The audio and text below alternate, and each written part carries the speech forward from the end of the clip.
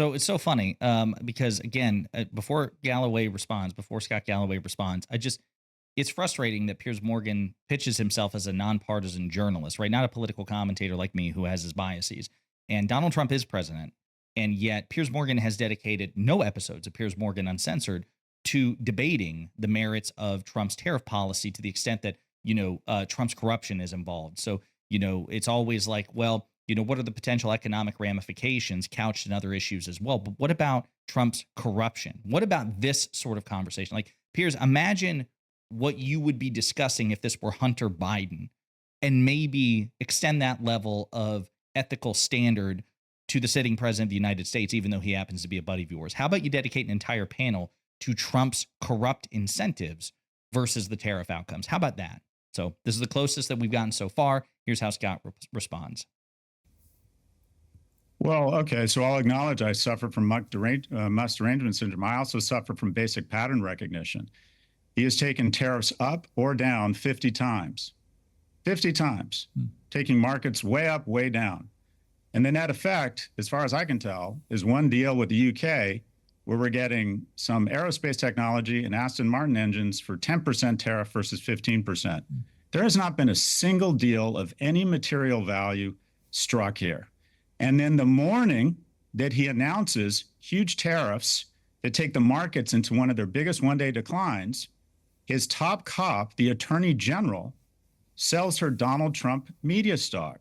Zero-day options volume has been the days he takes a tariff up or down. Basically, insider trading laws are no longer in effect. When he can open a Swiss banking account in the form of a meme coin the Friday before his inauguration, and people can put money in or take money out, and nobody knows, and just 10 wallets made billions, while 70 or 80,000 lost billions in the subsequent weeks, we have a level of grift, insider trading, or what used to be considered insider trading and market manipulation, the likes of which we haven't seen.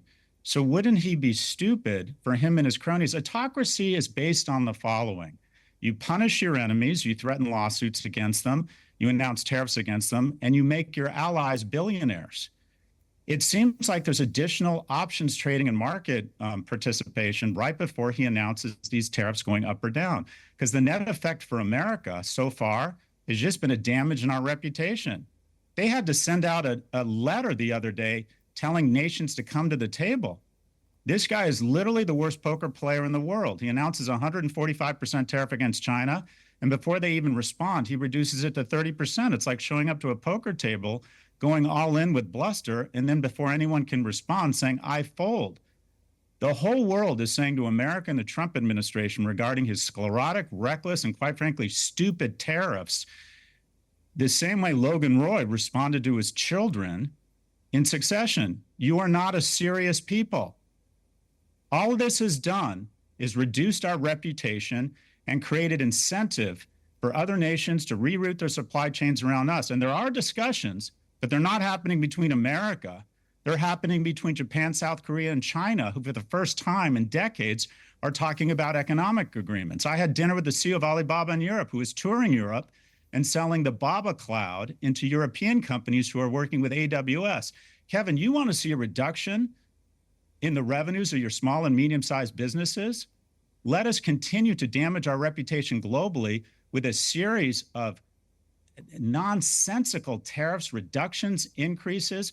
Our brand, the U.S. brand now means toxic uncertainty. No one knows how to plan their business against this man who goes up and down.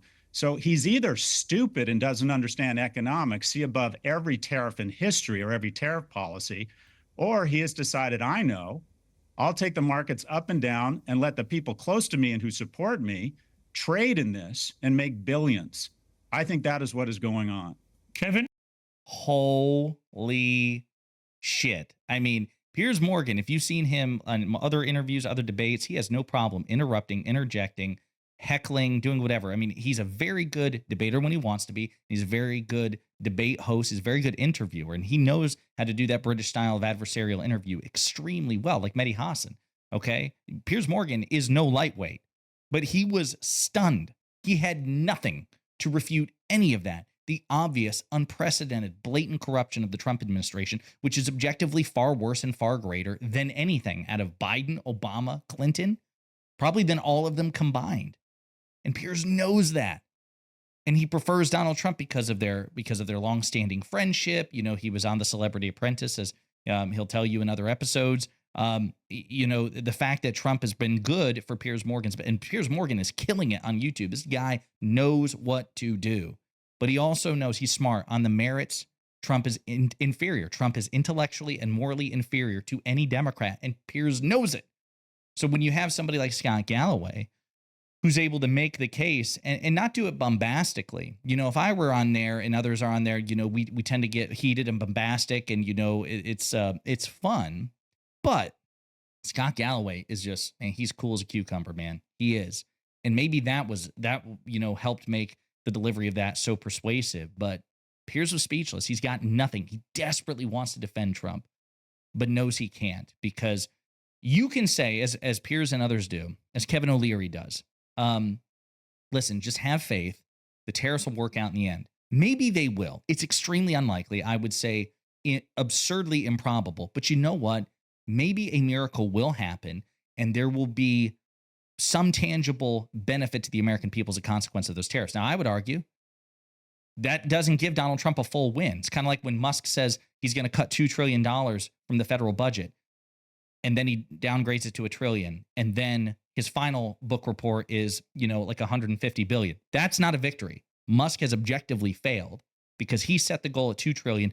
He's orders of magnitude lower. So that's a failure. And I'm not going to give him credit for that, nor should you, because you wouldn't if it were a Democrat. Likewise, unless Trump actually gets all the shit that he said that the tariffs would bring, he has failed.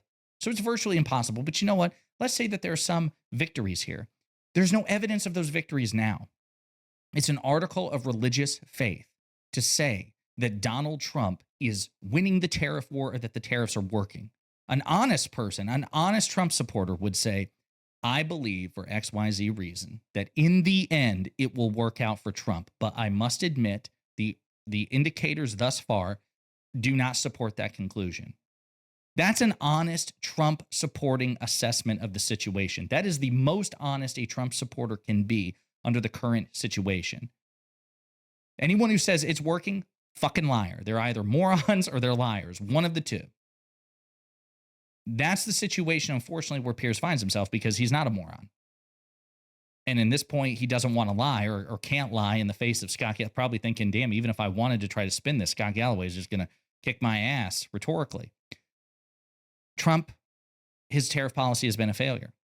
Maybe that'll change, but there are no indications that it will. And right now, Trump's critics are winning the argument, which is reflected in the polls on this issue. Trump is losing. The anti-Trump forces are winning, period. End of story. Then Trump's corruption. This is also, again, something that needs to be talked about, especially from people like Kevin O'Leary, if you see him on his CNN debate panels when he shows up on Abby Phillips' show, and certainly Piers Morgan. If you have a lot to say about Hunter Biden, if you have a lot to say about a man who was never president of the United States or a member of the Biden administration, but you don't have any smoke for Donald Trump, who is the president, you've missed the point. I subscribe to the Uncle Ben from Spider-Man school of philosophy, okay, which says with great power comes great responsibility. Hunter Biden had no power. He had a lot of privilege, but no power.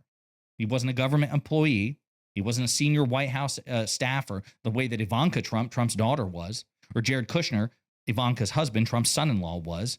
And they benefited personally, financially, lucratively from their time in the Trump administration. Trademarks and patents for Ivanka, objectively far more corrupt than anything attributed to Hunter Biden. And Jared Kushner, who is basically the shadow secretary of state, as soon as he leaves office, he gets a $2 billion investment from Saudi Arabia that was so absurdly unjustified on the merits that the managers of the Royal Sovereign Fund, the people that the Saudi royal family, the Crown Prince's royal family has empowered, like, hey, listen, you guys are the experts, you manage this. And they come back and they're like, hey, listen, it'd be really stupid to invest with Jared Kushner. There's nothing about this on paper that merits that sort of investment. He doesn't have the experience or the expertise. It's a bad investment. He has to overrule them. The very people that he trusted with his, that's how absurdly facially corrupt it is.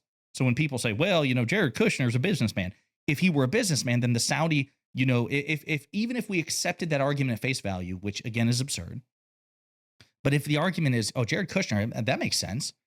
He's a businessman, right? Well, if he were a businessman in the relevant fields and was good at what he did, then the managers of the sovereign royal fund, the wealth fund, would not have advised the crown prince not to make that deal. They would have been, oh, hell yeah, makes sense. Jared Kushner is obviously an experienced, relevant businessman. You should make that deal. The Trump family is just objectively 10 times, 100 times, 10,000 times more corrupt than the Biden family. People like Piers Morgan know that deep down. They know that. And they know they will always lose the debate on corruption. Biden versus Trump, Hunter Biden versus Jared Kushner, or Don Jr., or Eric, or Ivanka. And so they have to grade Trump on a curve. And what you just saw from Scott Galloway, I mean, there are other things. We'll probably have to do a separate video about this, but even just rewatching this, like all the other clips I was going to show you, because most of the conversation was about Elon Musk. So I'm probably going to do it in a separate video, maybe tonight or tomorrow. But that was stunning. That was just stunning. And you could see it on Piers Morgan's face. He's stunned too. So he instantly turns and asks a separate question to Kevin O'Leary, the guy who is famous for interjecting and say, no, you've got that wrong, or no, that's bad faith, or what about this? A guy who is very skilled at playing the devil's advocate knows he's got nothing, despite his deep personal affection for Donald Trump. And that's not enough.